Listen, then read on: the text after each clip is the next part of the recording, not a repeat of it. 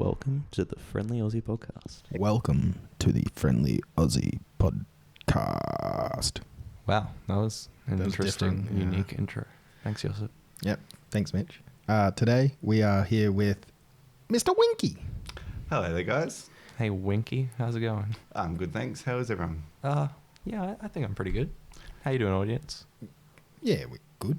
You're the audience, are you? Yeah, I listen to our podcast sometimes. Same, actually. I was listening in Well, the you car edit, the other you day. have to. True. Like, I shouldn't have to listen to it after I've edited But it's it, good too. apparently, yeah. I still end up doing that. But our good friend Winky here, a mutual friend of ours through mutual friends, and as most of the time it goes, and he's got a bit of an experience with cannabis that's not like most people's experience with cannabis, because Mr. Winky here grows a lot of cannabis. Well, not a lot, but he grows. So that comes with a lot of knowledge, a lot of connections, and just understanding the cannabis plant better than your average human being. Joseph and Winky here have been We've been bonding. kind of geeking out about How different could strains we- for the past hour. Yeah. Yes. So what have we been smoking, Matt? Obama Cross I believe it's Obama cross AFFI. AFFI? Yeah. I'm not sure what the last part stands for. It's fucking good. It is definitely good. We're really fucking chatty and we're really fucking chill. It's light. It's light. You it's don't good. feel like burdened in your head or whatever. Do you think this is what Obama felt like? I believe so. A lot of confidence, pretty chatty, Feeling the hope bit and of a change. stand-up guy. So, Matt, how did you get into cannabis? Like, where did it begin for you? Well, at a fairly young age, I think for most people might be very similar in this circumstance. It started in high school. I wasn't really much of a drinker, but I did have a lot of friends in the community that their parents did smoke, and they used to sneak some of their stuff and offer it around and smoke with their mates. I didn't get this. I had a bit of anxiety and stuff back in high school, and was quite distant with teachers and learning stuff like that. So I tend to wag a lot, which is, turn up for roll call and just disappear after that. Like it. So we'd end up at a mate's house and we'll end up smoking. I've done that for a few years, and then I started to obviously get more involved and interested into cannabis and understanding it a bit more, and realizing that it's not something that you just smoke with your mates and like you would with alcohol or something like that, just sit around and have a drink. It's a little bit different. Yeah. Well, it alters reality completely. It can lift your mood. Definitely, yes. Like alcohol, I only get one mood, and that mood is drunk, right? Like, and I would regard that as like being happy but being stupid. I don't know, happy, stupid. It's this vibe. But like with cannabis, you've got sleepy, you've got relaxed, you've got chatty, you've got high, like you've got euphoric. So like all of that comes. Exactly. So yeah. like I like your different like perspective on like how cannabis is different to alcohol, and how that kind of changes on what you have. Yeah, exactly right. I believe that you can do a lot of the things you could do or may not be confident to do, whereas with alcohol, there's always a catch to it, whether the next day you got a hangover, or you may do something you didn't intentionally want to do because you weren't focused at the time, or a bit clouded in the mind, whereas cannabis, you're a lot more focused, you're a lot less out of control, and you're definitely a lot calmer. You're not going into realms of getting violent or having arguments with somebody over something because you don't understand the situation. Yeah. Whereas cannabis can sort of put a light on the situation and have a better understandability and communication about things, I think. Yeah, mind you, I think there's something to be said about, I guess, the diversity of the neurochemistry of the human being, Yep. and of just how everybody has a different setup in that way, and it's quite unique to an individual's experience. Yeah. Like the fact that alcohol, it has the propensity within some people to make them incredibly violent. There's propensity within genetics, according to some people. Yeah. that has them predisposed to dependency and to, certain kinds of behaviors, basically. Also, environmental conditions matter. Exactly right. So there's a whole load of that. With cannabis, I think there are similar, well, maybe not you couldn't necessarily make the apples to apples comparison when it comes to alcohol and cannabis in terms of like the damage that it causes to people's lives. I agree with you there 100%. But there is still like a question to be had, I guess, about the appropriateness of cannabis to a person, or the appropriateness of any drug to a person. Yeah. Like, how do we, as individuals, educate? Like, because at the moment the cannabis scene in Australia, we're mostly just running without any understanding or complex. Well, yeah, it seems to stem a lot from poor education because of the stigma. Yeah, the stigma around it because of the lack of education and how it's been illegal and no one's been able to truly understand it and get a good education on it throughout people's lives, through their schooling, through their upbringings. It's been just strange, isn't it? Yeah, like, we don't have the knowledge the rest of the world Yeah, has. it hasn't been like everyone will have a different understanding or a different idea or perspective of this type of drug or a drug because it's just there is no actual genuine book of this is what it's about what it is, and what it does. No one's actually going to genuinely tell you. One of the interesting things to me is like even people who are like proponents of cannabis, like you remember when we had the podcast with Anthony Bull, he didn't know about indica sativa, and he's a dude who's a liberal Democrat, right? And they're wanting to legalize cannabis. But he didn't know about like the sativa indica highs, right? He didn't understand that pot could make you not sleepy because that's why he chose not to have it. Exactly. Right? And it's just so bizarre. And like I've even like told the parents and things and they're like, nah, pot just makes you dumb and slow and stupid. Like that's their assumption. And Yeah, it's well, like, the label like you see a lot in movies and a lot like that is that it's going to make you like a zombie, you're going to be sleepy and you're just going to giggle and you're pretty much a dope.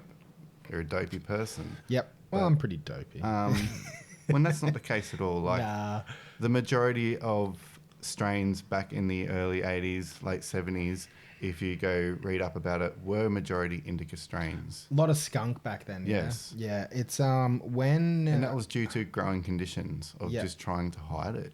Oh yeah, of course. That's why those strains shine through. Yeah. They were big yields. They were easy to hide. Particularly in Australia. Yes. That's true. Yeah. I mean, in the US, you had other examples, I suppose, but a lot of the Thai sticks and stuff were pretty big at that time too. Yeah. It's when Thai came in that you started to get that sativa vibe. I'm pretty sure. Yeah. I'm pretty sure. Yeah. Yeah, that was the real like. We kicker. started getting some cross hybrids. Same as the UK. Yeah. We got a lot of what's the word? Just a lot of pressure from the UK sort of thing on changing and getting more involved in strains. Yeah. Because they kind of took the lead apart Holland. Like it's the UK that really did a lot with cannabis. They were actually getting right into hydroponics a lot before the US. The US, a lot of their stuff was outdoor, closet grown stuff, not very professional hydroponic type things, whereas the UK was really getting into their DWC, more of Europe.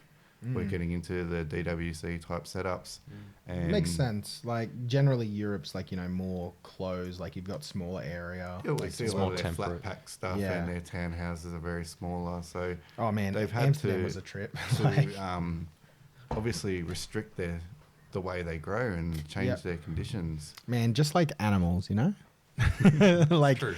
But Australia, what's interesting about Australia is that it has a really excellent climate for cannabis and hemp to grow outdoors in a lot of ways. It does and it doesn't. It depends on our seasons. Yeah, I guess that's true. Our seasons are very harsh. They're they're 0 to 100 sort of thing. Mm-hmm. So if it's you get the worst of the worst, or you get the good of the good. So it really also depends on the region in Australia. Yeah, exactly right. 100%. South Australia, I'm pretty sure, is our like primo spot. Yeah, you're in a pretty good spot, but as people can see, the world is changing and the seasons are getting later and stuff like that. some states are getting different weather patterns to what they normally would get. So people might have to start shifting where When they're they're going, doing, yeah. and obviously people's quality of what they used to have 3 years ago is going to slightly change. Yeah, they might have to change the way they do Potentially, though, you know, improvements in method and all of that could counteract like That's the changes exactly in right. weather. Now that it's been legalized in many countries, and the development of all that and the education has just skyrocketed, people are really learning Right and getting into into it, it and yeah. understanding of how to combat these situations and do it a more organic way rather than a harmful way to the plant where it's a forceful, like, human engineered type product. Yep. And that's another benefit of the legal Market. Yeah, it's Yeah. actually given the people the chance to grow it organically as it should have Yeah. been. Whereas, Yeah, we don't need to be doing all of the hydroponic stuff. We're just forced no, we into don't. it. It's purely because Every we've been time you forced get into living that. soil stuff, the smell of that is just wow. The demand was so high, they couldn't keep up with the growing, so Yeah. you were forced to go into a different growing style, which is hydroponics. And when you first start growing hydroponics, obviously your quality and your product's going to be nowhere near as good as the outdoor stuff because it was quite refined. Yeah. Yeah. And beyond that, I mean, just looking at how cannabis has evolved in nature, there's a kind of synthesis between the soil culture and Yes. cannabis that has existed for millions, billions of years Yeah. beyond human beings time. Yeah. Even. So I think that's really interesting how, I don't know, you can try to approximate and get very scientific about certain things with hydroponic and deep water culture, different forms of growing that aren't just chucking it down in the soil, you know. Exactly right. Another big problem here, unfortunately, in Australia is we aren't allowed some of the organic, slow-release fertilizers that are obtainable over in Canada and the US market that will have some critical microbes and fertilizers in there that are essential for growing a cannabis plant. They've been tailored for that plant, but unfortunately we can't get those premixes here, and to try and make that yourself here is fairly difficult because you can't just go on Google and go, oh, what's in a 444 mix? It's a little bit more difficult because that company is not actually going to tell you what their ingredients How they've built are, it and together, how they yeah. put it together. I see. Exactly, that's So their is it secret. just It's a bit of guessing. Yeah, so unless you're like right into your horticulture and you really understand how to make soils and mediums, unfortunately, that's a whole nother process that you're going to go through, and it's going to extend your time of trying to learn on growing the actual plant. Right. So a lot of Australians are forced into buying the bottled mixes. That's And basically what's available here. there's- Well, one of the people we do collaborate with is Easy As Organics. So these guys we've done one article with before, and we've got another one coming out in, I don't know, 2-3 weeks during the growing kind of week that we've got planned. And anyway, in regards to that, I'm really cooked, sorry. He produces really good living soil. I haven't personally used it, to be fair, but I've had good feedback from a few people who did use it from our articles, so I kind of want to take their word for it. But anyway, he makes apparently a pretty good living soil that produces pretty nice, fat, juicy buds. Anyway, so the organic side, like, that's obviously growing all around the world. Do you see that as becoming the future of cannabis, or do you think it's still always going to have this kind of hydro setup? Any long-term experienced cannabis grower will end up leaning towards an organic Just makes sense. slow release, especially when they're in the area where it's legalized, like you can freely do it. Unfortunately, in Australia, I do have a question, actually. I've seen with the hydroponics that you can get organic hydronewts. yes, you can. Are they good?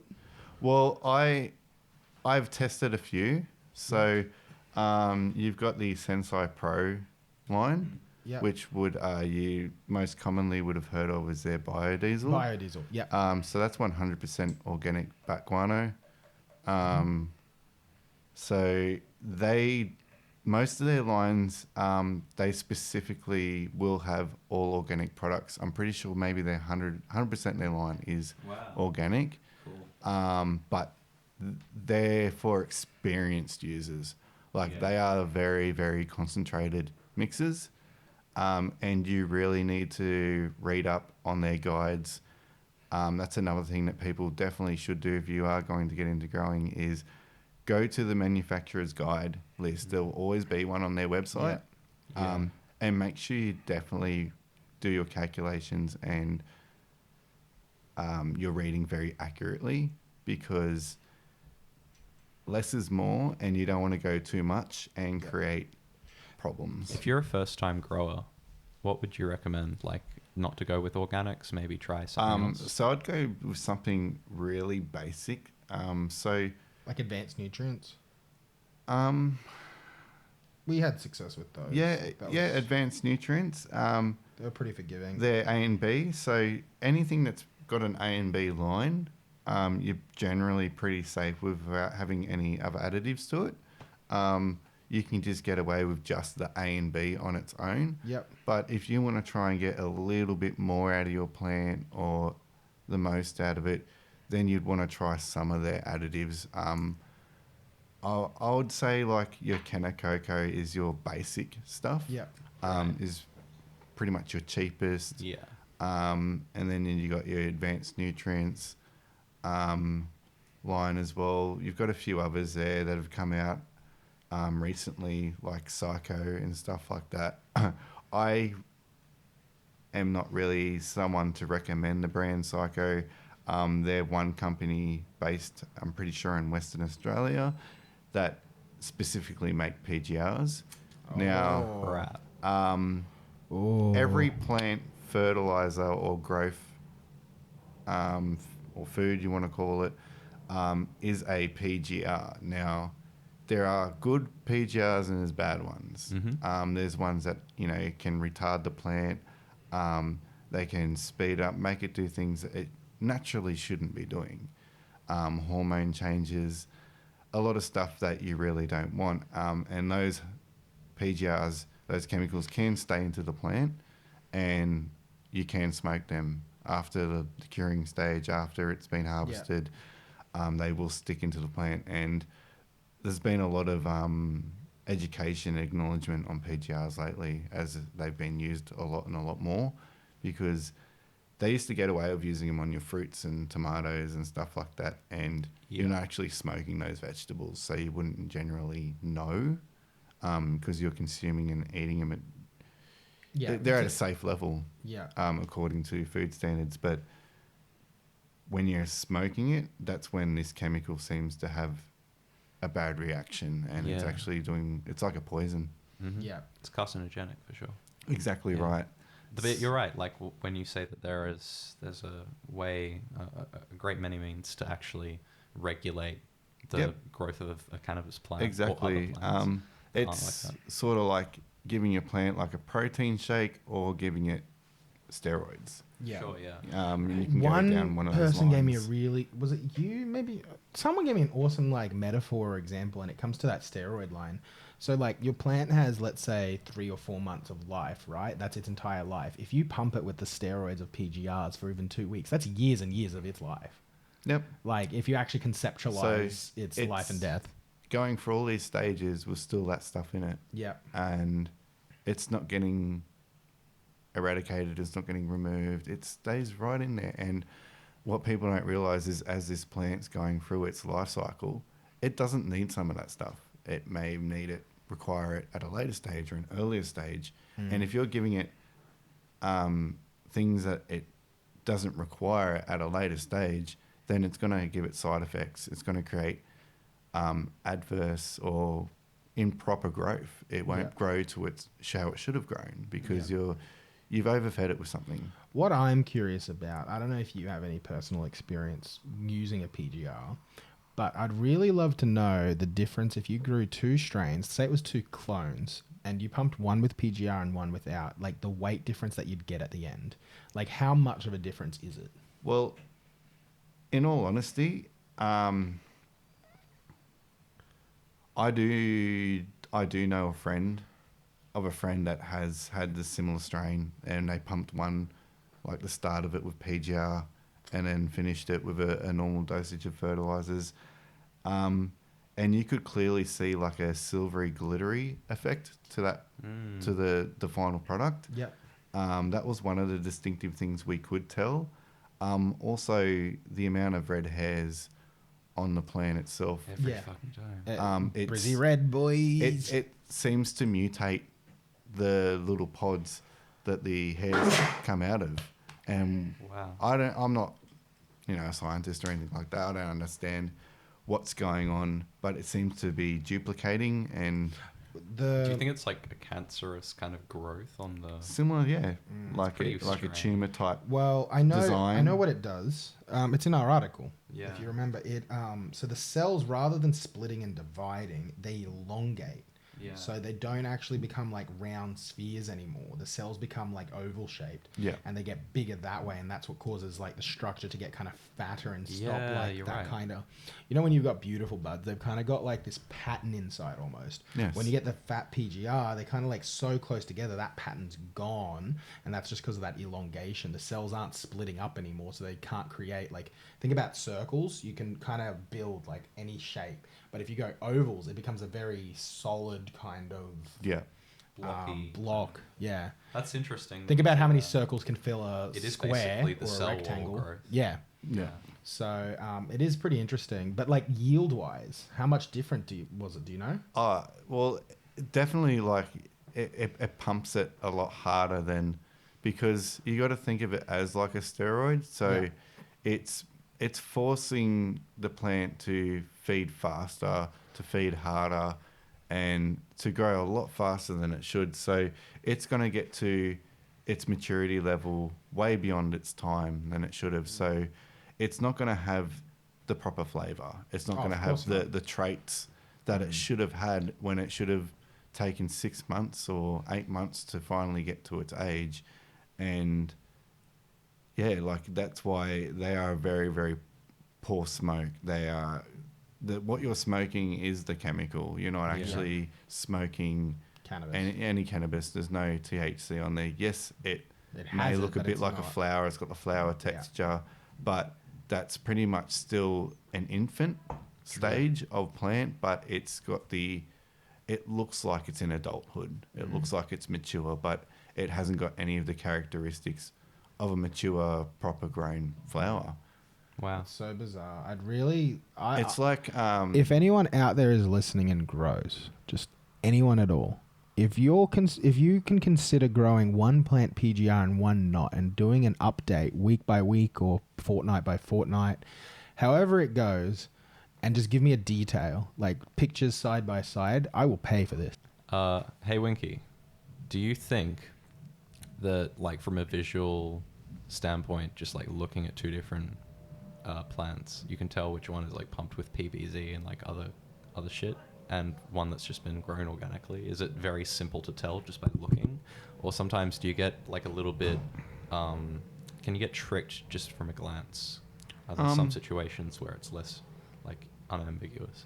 From what I've seen from PGR grows, they look more of a vegetable growth look. They don't look more like a cannabis plant. The leaves tend to be darker, drooped. It seems like the stems are more scrawny, so there's not much low stress training. They seem to be just grow as a bush. But I haven't had actual experience growing with PGRs. Like, there's no way I would want to go near that realm of things. But It's truly just for profit. basically, it's I'm just curious how much that profit is, because like, let's say you're growing with PGRs, right? You're maybe getting, let's say you get twice as much. Do you reckon twice, 3 times? yeah, but in No, that no. But no, like just my hypothetical here. Say you're doing 2-3 times as much, shit quality, right? But say you're selling it at $3,000 a pound.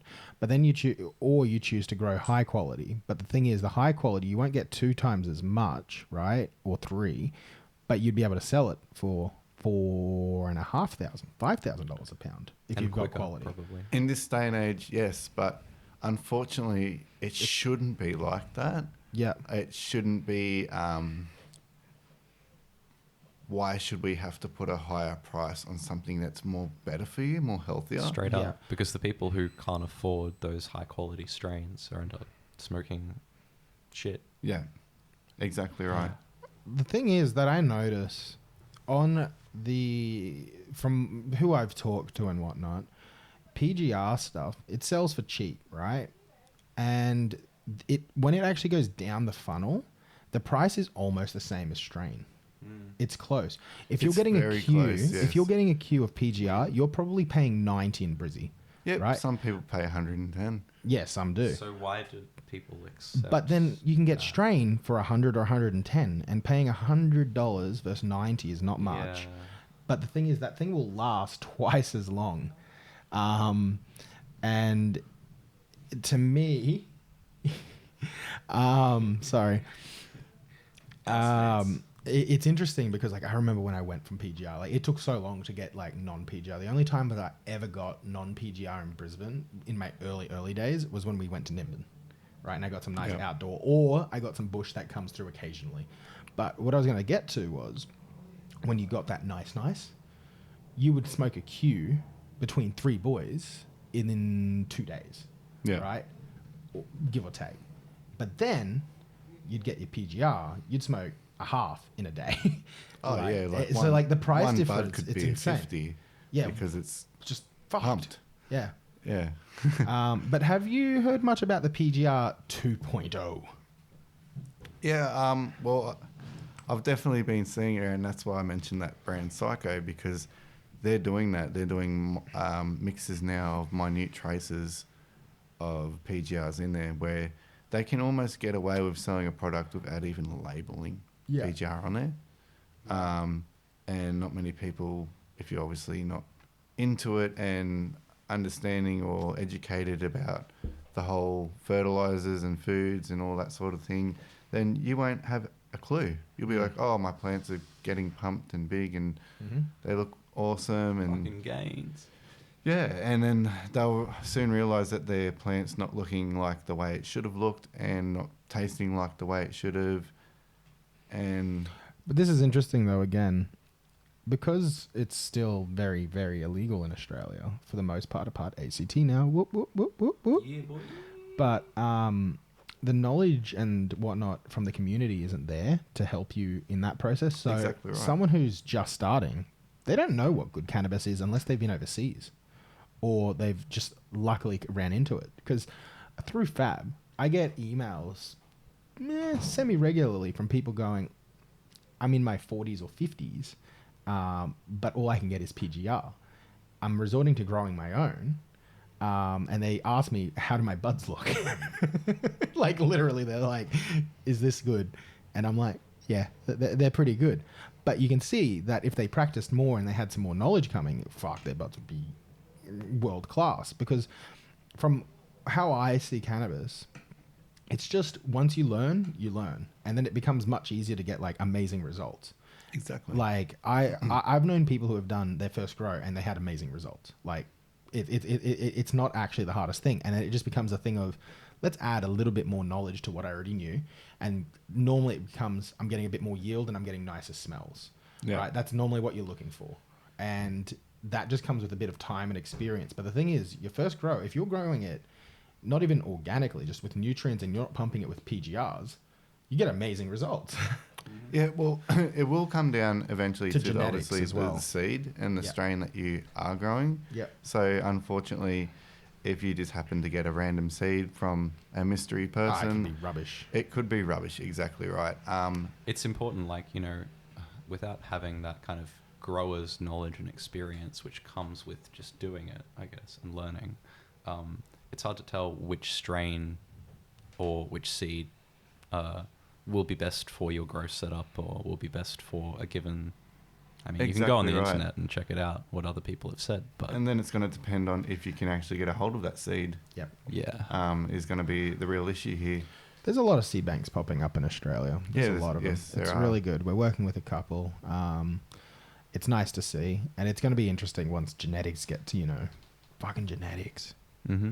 I don't know if any other plant at all in the world has this kind of... Only bananas have similar land races now. But yeah. But like this level of variety on top of kind of this just love of looking at just fucking beans. Like we effectively just love these seeds. Yeah. Like, you get high quality genetics, like, and you talk to breeders, they're so passionate about them. I don't know if you have anyone like a farmer, because like there are, your crops that get developed, but they're like, do you think anyone gets that excited and goes, fuck man, this batch of carrots, like this batch of carrots right here is the good shit. I'm sure they would be. Because since I've been growing, I wasn't really a plant person. I can 100% tell you right now, I would never be in the backyard doing any garden work. I was always on the computer. It's only until I started watching and understanding and seeing the cycle and the development of this plant and seeing how quickly it reacts to things that you do. It's a living thing, and you can take those things that you've learned and experienced with that plant and you can do with other plants as well. True. And if you start going around your garden and taking those same things that you've learnt from that plant and do it with plants in your garden, you'll start understanding that they're actually quite interesting and you can do a lot of things with them. It's true. They're quite an interesting thing. Like they have lots of colours, lots of different smells. Particularly the, heirloom varieties, the stuff that isn't usually just like sanitized on the supermarket shelves. Yeah. Might have a couple of like weird bits to and it that stuff. you don't usually see, but that's part of its like genetic Exactly quality. right. It Yeah. comes often with like, and I think this is part of the big problem with like our lifestyles and diets in the West, is that a lot of stuff is insanely processed. Back in the day, human beings would have had like a ratio of omega-3 to 6 that would have been a lot more imbalanced. Like now these days we have like a 16 to 1 on average. In the Western world it might have been like 4 to 1 back in the day, or 1 to 4. So there's a lot of redundancy in the human body, but I think that like not having that I guess omega-3 and like the plant metabolite, like the stuff that you'd usually find in just raw vegetables, and like the stuff that we've kind of bred out of vegetables in order to make them bigger and plumper and like more colorful in certain ways. Like we've They're selected almost just for beauty. like a fake vegetable. Yeah.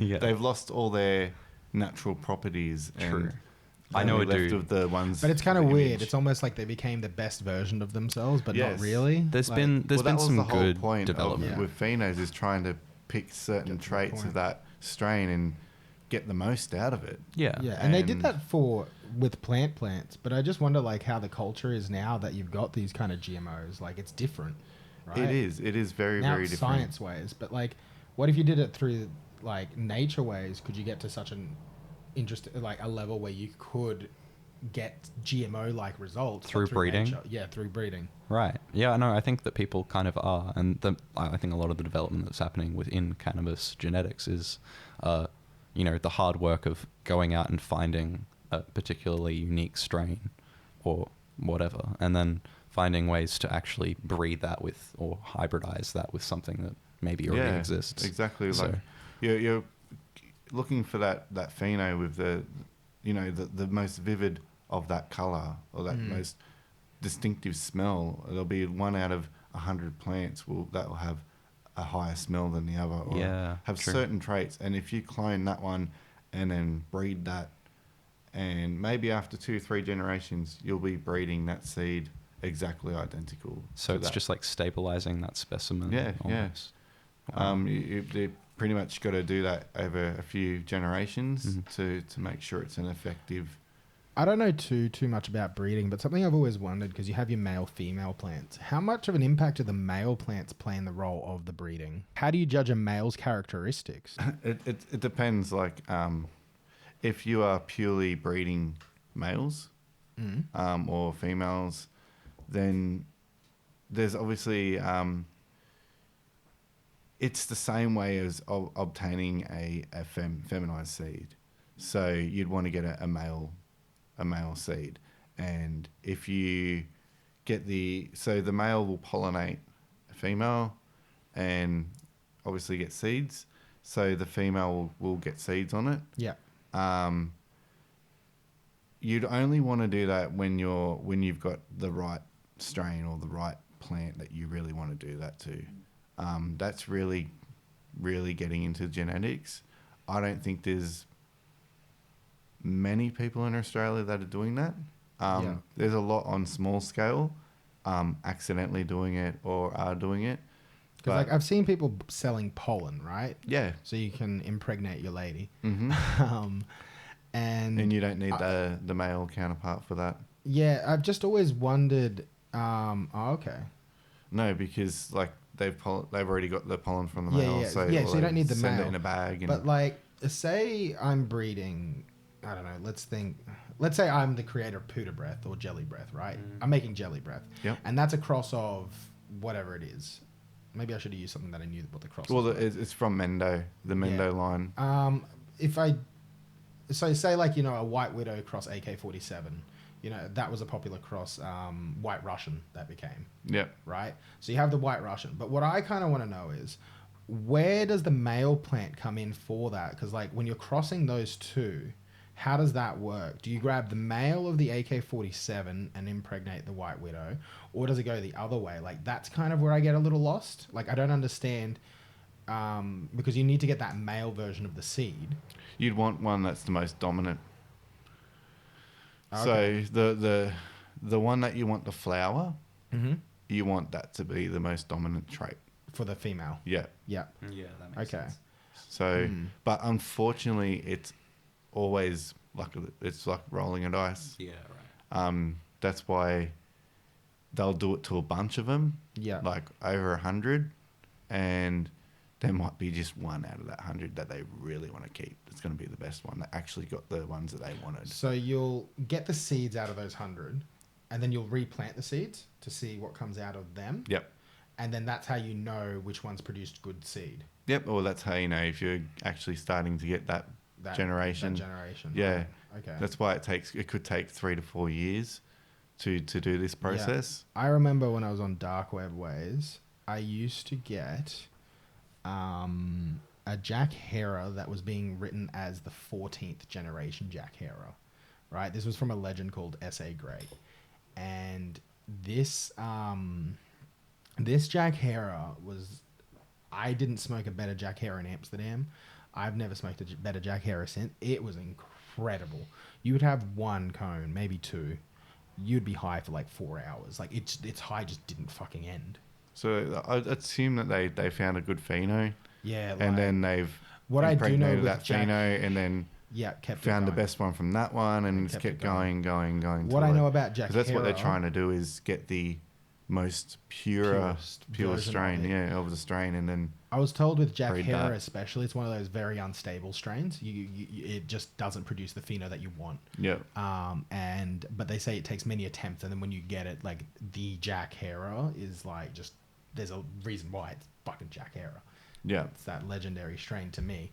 That's one of my favorite strains. So one question I wanted to ask you is, you've smoked a lot of different strains. Yes, I have. What's your favorite strain? Okay, so up until recently, would be... Now, I've had a lot of strains that supposedly give you couch lock, put you to sleep. Yeah. The G13 was, from memory, an original G13. It was actually like a grey-purple colour. I think it was possibly an outdoor grow. And you know the history of G13, yeah? Yes, I do. Yeah, it was from the lab. CIA created that one back in the 70s. It's so cool. There's a write-up about that in that big book. So yeah, if anyone gets hold of G13, it's got quite a bit of history. That was definitely a man-made strain, that one, back in the 70s. And that was definitely that kept putting me to sleep until because I like my sleepy Yeah. sort of highs. But during the day, obviously, like a bit of energy, production. Bit of sativa. I'd say the Mendo line or the Obama, what we're smoking Yeah, right it's now. fucking beautiful. It's got full of flavour. It looks absolutely amazing. Yeah, it's a really nice. It's got lots looking of bud. blues, purples through it, the most vivid greens. It is beautiful. It is frosted in snow too. And mind you, it's been properly dried out and feels like it's actually got, you know, yeah, it's a sense definitely of have rigor dried to out. the process. Mm. So whoever's behind that bud just loves Mitch. cultivating cannabis. What's your favorite strain? that My you've favorite strain? experienced? Oh. Look, man, I've gone kind of back and forth, but I actually think it's the AK-47. The AK. And it might it may or may not be that, or I mean, I really like Girl Scout cookies, but the I think Girl that Scout is beautiful. I think that I've just it depends upon the batch, basically. Yeah, Girl Scout's not a very stable pheno. You got No. like 4 main versions. Unfortunately, in Australia, it's quite hard to get a genuine That's Yeah. it. That's the genuine problem. strain, unless you grow it yourself. Yeah, real. It's absolutely what it is. For me, I'm like a sativa man. Like, I love my sativa. So when I was in Amsterdam, I used to just roll 1 gram Amnesia haze joints in the morning and have it with a coffee. And fuck me, that kept me pumped for the whole day. Like from 9, 10 in the morning till 5. It was like, okay, let's see some more shit. Let's see some more shit. Oh my God, like what the fuck? It was so edgy, like Amnesia how is uppy. really fucking great. And But also, it can be fucking hit and miss as well, though. yeah, but that's the thing. This is what I was saying earlier. It's Amnesia that I always find hit and miss, right? That's my experience. But Amnesia haze, when it's the real haze and you can taste it in the back of your throat, it's like you can feel it. That's when you know you've got the fucking goods. Yeah, okay. That's the sort of shit that I crave. The Super Silver Haze is another one. Awesome sativa. Like, that's kind of my thing. But I tell you what, the Frisian Dew. This is something that came around Brizzy like this time last year, and it came twice. There were 2 versions. The first one was a little leafy, wasn't amazing, but it was good. It was really nice. But the second time, it was these dry, like, definitely no PGR, just beautiful crystals, and they're like layered kind of buds, you know, like when it's kind of like curling itself over. Beautiful buds, bits of purple through. But this high, 50-50 hybrid, and you just felt so sober. Like, I don't know how to describe it. You were so level that it was kind of like you've smoked nothing at all, but you were fucking cooked. It was just this, like, I'm not head high, I'm not body high. I am just, like, eye level high. Yeah. And you're just comfy. And that, to me, was amazing. And I looked up a bit about it. And I think it's one of those strains that would go really well in Australia. Apparently incredibly mold resistant. And it grows really, really well outdoor. And this stuff, I was told, was an indoor-outdoor sort of thing. Okay. Where it was like an... manageable size. what do we call it? Greenhouse. Yeah. And it just lovely. Lovely, lovely, lovely. Let's hope we get some more of that. Let's just get good weed in Australia. Fuck. Well, the more we legalise it, the more chances that we've definitely That's got that. some of those good strains I mean, coming along. this conversation isn't like totally illegal now that you No, have, it like, isn't. the ACT. No, it's now that growing. the ACT is... Yeah, we're all in ACT. Fucking stick it. That's right. Oh yeah, we'll be at the Canberra Expo. We'll be at the Canberra Expo. We decided that Meet us. yesterday on the flip of a coin. Because I couldn't decide. I mean, come on.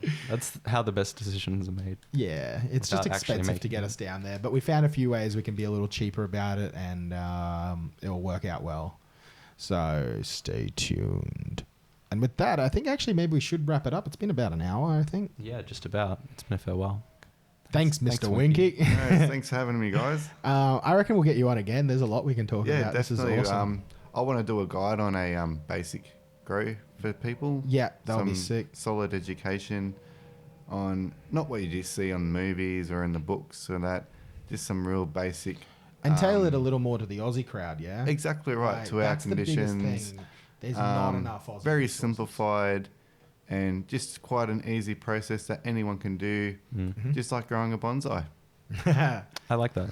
But should we call it like the bonsai guide to weed? Yeah. The bonsai guide to Aussie weed. That sounds pretty good. And we could just call you the bonsai guy. The bonsai. So it's the bonsai guide's bonsai guy. The bonsai guy's bonsai guide to growing. He'll work it out. Yeah. Give him some time. Just Look, it's hard to come up with things on the fly. listen. It's Obama got me good. It did. Obama got me better than he ever did anything. Hey. Ooh. Well, I mean, Vote Bernie. Woo! End it there. End it there. Bye.